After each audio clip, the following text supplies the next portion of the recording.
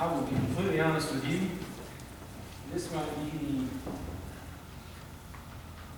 the most difficult time I had trying to prepare a lesson. And it was all my fault. For whatever reason, I could not figure out what I wanted my topic to be. Let's see. Hold on one second.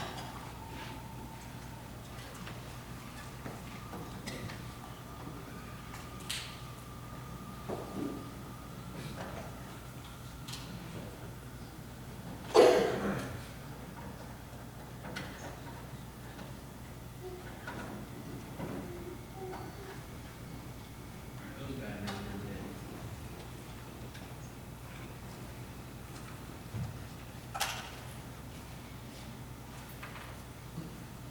There. Y'all hear me? Is it working? Yeah. I had no clue why. I just could not figure out what I wanted to speak on this evening. I think I changed my topic maybe 5 times in the last 2 days. And for whatever reason, I struggled trying to figure out what I wanted to speak on this evening. And then it kind of hit me, considering tomorrow is Veterans Day, a day that we set aside to remember our veterans. The topic I chose is memorial, if you will. But I don't know why it took so long for me to figure it out, but here we are. So, tomorrow is Veterans Day, as we all know.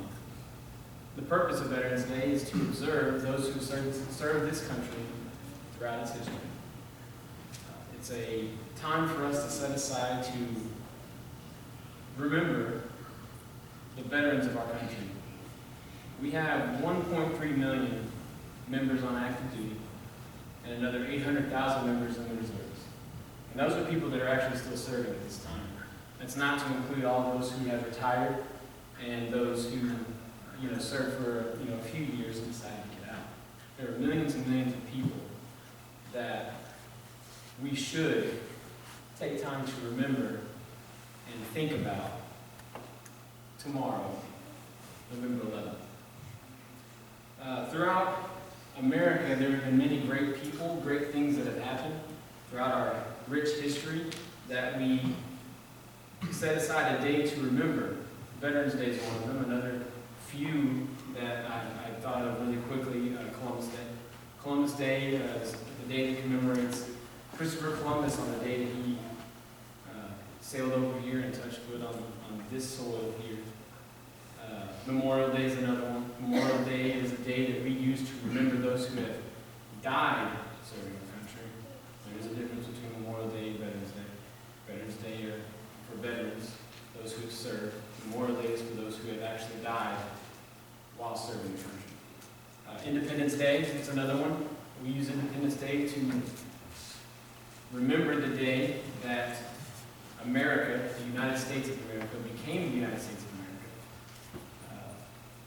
In essence, it's a day that we can reflect on the laws that we created, the Constitution, the Declaration of Independence, all those things that make our country as great. And it's really the day that we became independent from British rule. We also have days like MLK Day and President's Day, in which we remember and celebrate the life and achievements of particular people. Martin Luther King Jr. Did a great thing for civil rights whenever he was alive, in the short time that he was alive. He did a great thing for a lot of the injustice that was going on in the time that he was on this earth. As we move on, though, there's a common thing with all of these days, that it's remembrance. These days are used to remember, whether it's a particular person, whether it's a group of people, whether it's a day. We remember these days. We set aside time when we're supposed to. That's the idea of it. Many people may not. But we set aside time to reflect on how important these people were to us, what they mean to us. The days that, like the 4th of July, we get together, we enjoy our freedom, our independence.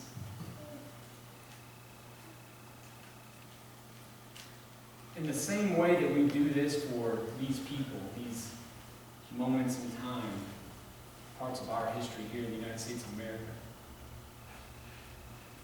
there's a day set aside that we need to remember the most important thing that ever happened in the history of man, and that's the death of Christ on the cross.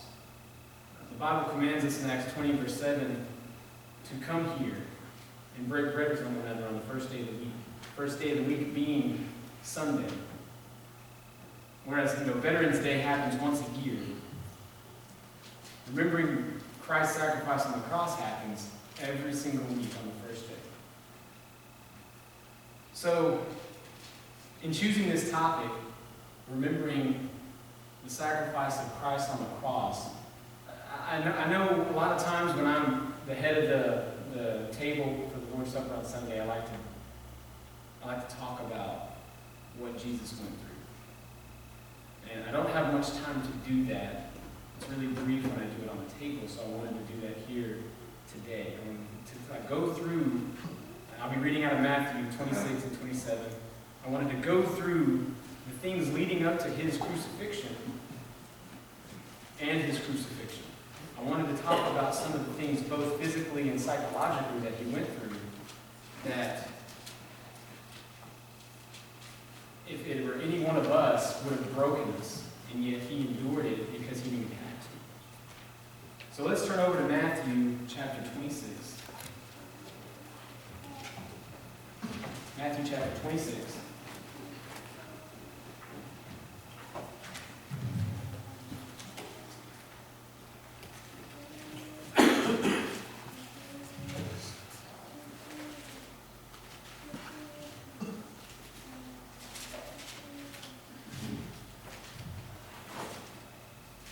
So in Matthew chapter 26, if you look at verse, really the beginning of the end, it starts in Matthew chapter 26. And again, you can reference Mark 14 and Luke 23 as well. They talk about the same thing. But Matthew 26, I'm going to be reading out of that because it'll limit all the page turning and everything. But Matthew chapter 26 is really the beginning of the end for Jesus. It's the point where Judas, one of his disciples, or apostles, really, he betrays Jesus. He agrees to betray Jesus. He takes that moment and decides that he wants to deliver Jesus to his enemies. So you have one of his closest friends, a confidant, someone he spends all this time with, who decides he wants to go against what Jesus teaches, betray him, gives his enemies an opportunity to take him, to seize him. And we all know that it was supposed to happen. I mean, it was supposed to happen.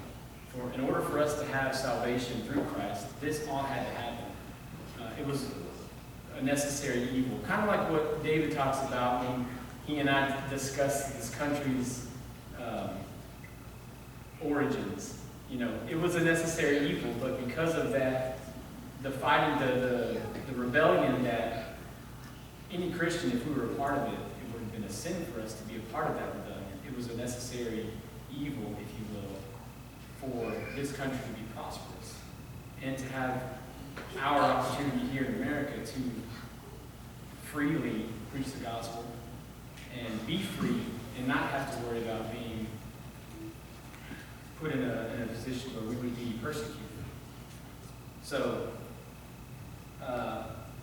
you have Judas betraying Christ, and then as you move on down the chapter in verse 21, you see Jesus actually mentions it.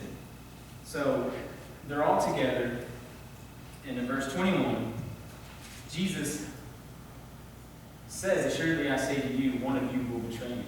And he points it out. So Judas, already knowing that he's already taken the necessary steps to make this happen. He knows Jesus is talking about it. So, what a mind game. Like, what a mind game. You have someone who is close to you, who you've been with for the past 3 years, preaching, trying to work to the same goal. Now you know that they're going to betray you. And we all don't have the power of knowing that beforehand, but could you imagine if one of your closest friends betrayed you? How would you feel about that? Would you not want to confront them and figure out what happened, like why? What a mind game, psychologically. It had to have been difficult. Remember, this is just the beginning. This is where it starts. So, Jesus, continuing on in chapter, verse 26 and 27, Jesus establishes the Lord's Supper. He says in 26, "Take, eat, this is my body," in reference to the bread or his body. The bread that was broken, he gave it to all his disciples. "Take, eat, this is my body." And he says the same thing about the fruit of the vine. It represents his blood, and that it is supposed to be taken on the first day of the week. Remember, we referenced Acts 20, verse 7, which talks about breaking bread on the first day of the week, and we came together. The same thing, if you correlate the two, they're talking about the same thing. So, he establishes the Lord's Supper. He tells us that we are to observe it every Sunday. If you continue on, he predicts that another one of his closest friends is going to deny him. So he knows all these things are going to happen. So again, psychologically, it has to be difficult for Jesus going through this stressful time. He knows he's going to die. I mean, he knows it's coming. And I know I've talked about this before when on the table, but how often do we sit and something that we don't want to partake in, something that we really don't want to experience is coming. Maybe it's a surgery, maybe it's a deployment, maybe it's a test or something. We all have gone through it. Your stomach's turning, maybe it's preaching. Your stomach's turning, you don't want to go through with it. You're stressed, you're praying, you're even asking God to deliver you from this if it's possible. Right? And he knows all this stuff is going to happen. And he continues to go through it. It's amazing to me, psychologically, what he goes through. And he had the power to stop it and didn't. It's amazing. It's amazing to me how he continued to go through. So he goes into the garden. He's praying. This is Matthew 26. I'm sorry, I lost my spot. 26 and verse 36. He goes into the garden. He tells his disciples to sit while he goes and prays. He comes back and finds out they're sleeping again. Husbands, your wife is concerned with something, and she wants you to be concerned with her, and you don't act like you're concerned. Is she upset? Yes, to say the least, right? Maybe a little too upset, right? But seriously though, Jesus goes and prays, and they sit here while I go pray. He comes back, they're asleep. He's upset. He does it 2 more times, they're still asleep. He's stressing about this event that's coming up. He knows he's going to be delivered to his enemies, and his closest friends are seemingly not caring. Maybe they just don't understand. So, we continue forward. By the end of this chapter, he's betrayed by Judas. He's delivered to his enemies. Again, just consider your closest friends or one of them betraying you. Then, at the end of this chapter, he's questioned in front of these so-called religious leaders about who he is. And in verse 63, the high priest It says, I put you under oath by the living God. Tell us if you are Christ, the Son of God. And Jesus' answer, it is as you said. Nevertheless, I say to you, hereafter you will see the Son of Man sitting on the right hand of the power and coming on the clouds of heaven. And this high priest rips his clothes off. He says, he has spoken blasphemy. This is the moment they've been waiting for. Since Christ came on the scene preaching the gospel, this is the moment that they've been waiting for. They had tried to back him into the corner this whole time, and they finally got him, so to speak. He has spoken blasphemy. What further need do we have of witness? Look now, you have heard his blasphemy. What do you think? And all of them answered and said, he is deserving of death. If you move on to chapter 27, Judas. Judas, you can say he feels godly sorrow. It's interesting, somebody explained to me godly sorrow as opposed to worldly sorrow. So worldly sorrow, in simpler form, is I got caught by the authorities or whoever. I got caught. So I didn't necessarily learn anything. I just know that I'm in trouble. Godly sorrow is you don't get caught and you still feel bad for it. It's the easy way to put it. So you can say that Judas, I guess you could say he did get caught because Jesus knew what was going on, but you could argue that he had godly sorrow. He felt bad for what he did. He did. And instead of repenting of it, he goes out and kills himself, which is a mistake that he'll answer for.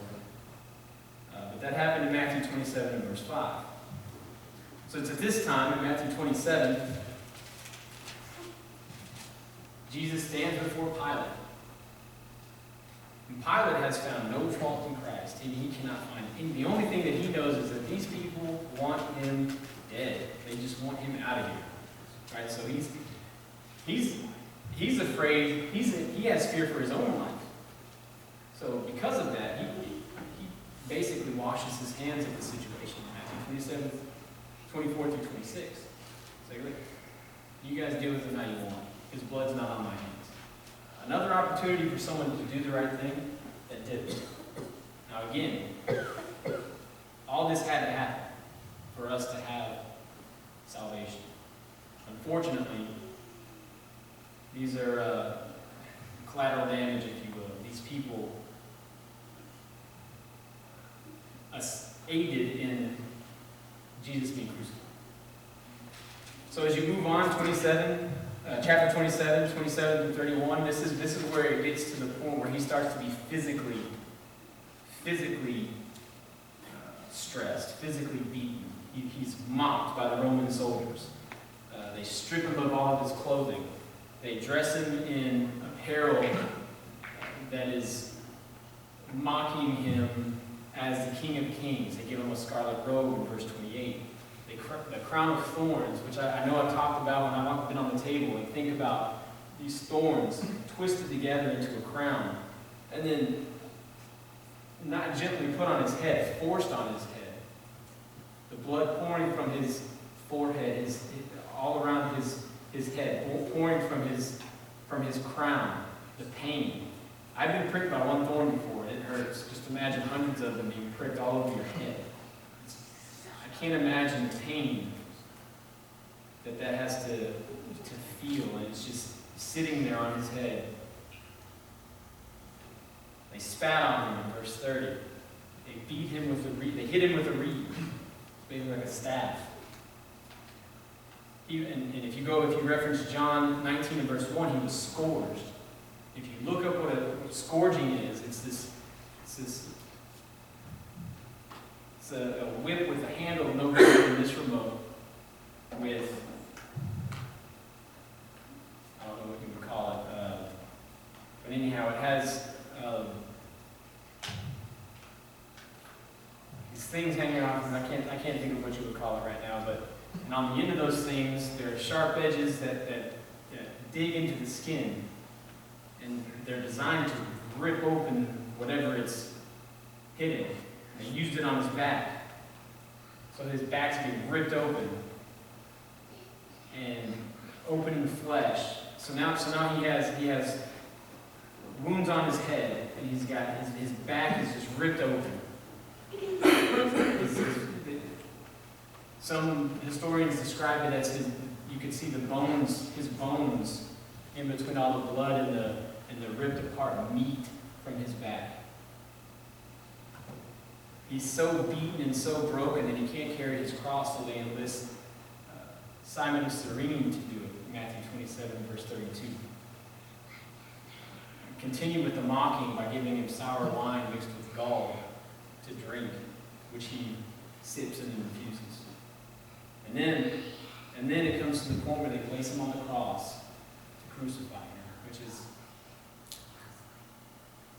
incredibly painful in and of itself. They take him and they put him on the cross. They nail his hands to the cross. They nail his feet together to the cross. And I'm not talking about a wood nail that you would find at Lowe's. I'm talking about huge, thick stakes that are used to hold a human body on a cross. I don't think a small nail could do that. They had to be big enough and strong enough to hold a human male to a cross. And then he just sat there, or hung there, for hours. For hours, in pain. Without ceasing pain, for hours, he hung on the cross. His hands, blood pouring from them. His forehead, blood pouring from him. His back pressed up against this cross. No relief. He can't rest. He's probably sweating as well, I'm sure.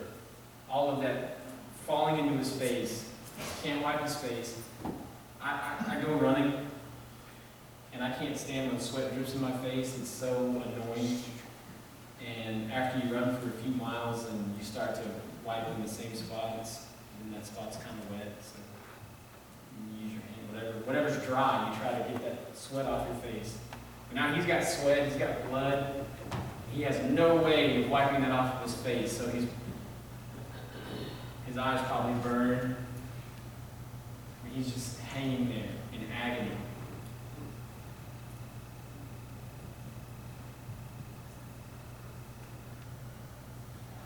With all of that happens, all the stuff that we just talked about, that I just mentioned to you in Matthew, all the beatings, everything that he went through, both psychologically and physically.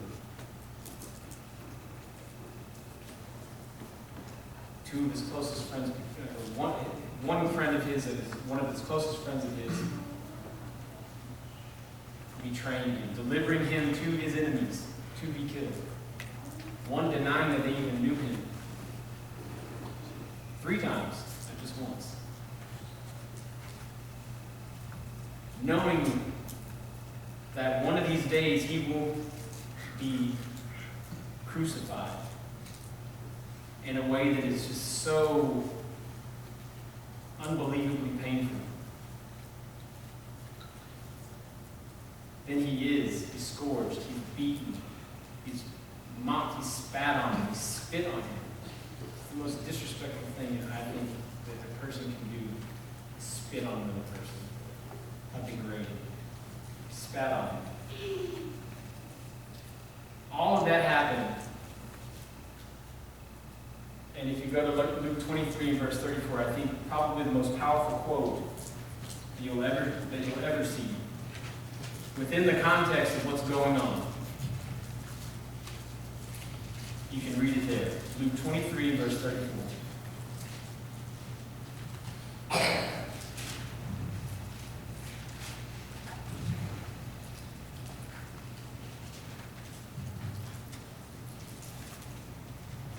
Everything that happens to him. And he says, Father, forgive them, for they do not know what they do. They know not what they do. All the stuff that happened to him. And he says, you know what? Forgive them. They don't know what they're doing. If you continue reading, they do find out what they did, because they say, oh, he is the Son of Man, after he passes on. But at that point in time, he asked God to forgive them.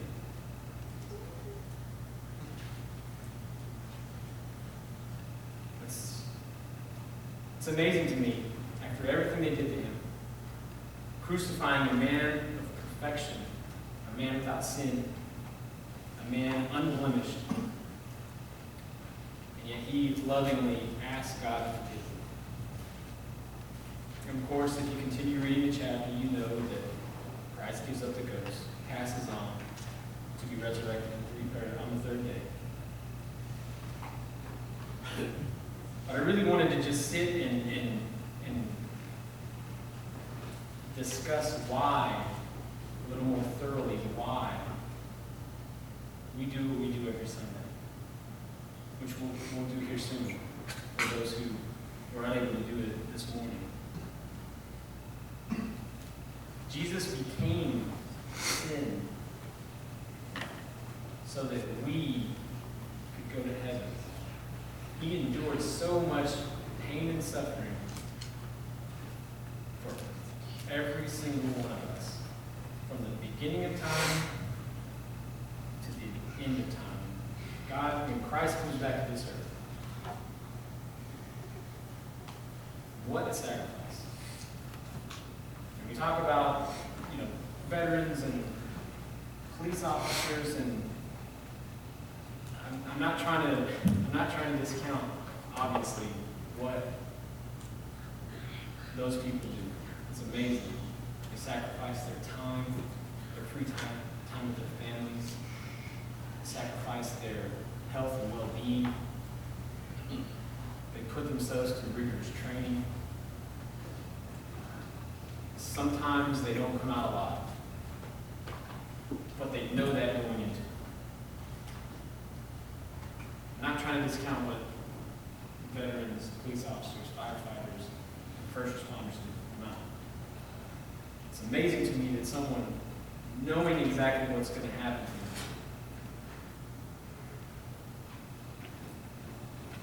them, can go through with it. It's amazing. The unfortunate part is many of us in the world sit by idly, and the world continues to be wicked, and so many people are being pulled away from God. I don't want to say it's getting more wicked, because it's always been this way. The world's always been this way. There's always been wicked people in the world, and the sin that goes on now is the same that goes on, that has gone on years past, and it's the same type of sin that will go on into the future.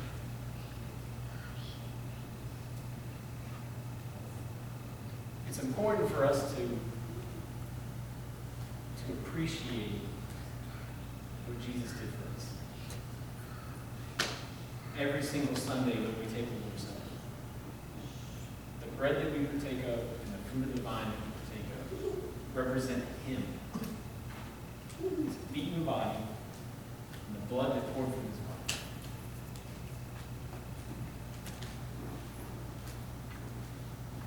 And yes, we are supposed to remember that every single Sunday.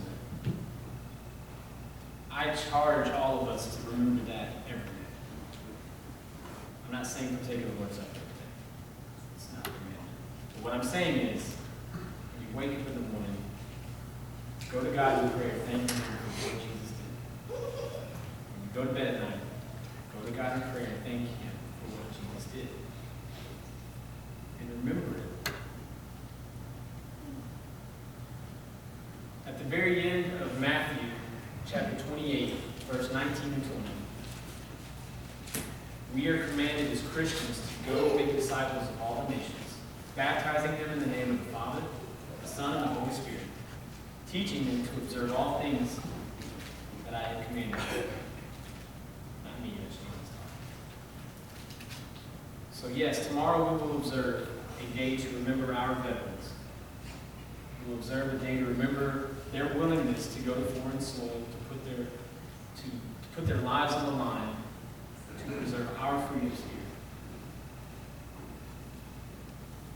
Put themselves in harm's way for us to be free here. And as I said, we're commanded to take time on the first day of the week to remember what Jesus did for us. But again, what he did for us every single day. So, in conclusion, it's a short lesson. Feels short, it probably took a long time, but it felt short to me. If you're here tonight, and you're touched by what Jesus did for you, and you're not a member of the body of Christ, there are things that need to be done in order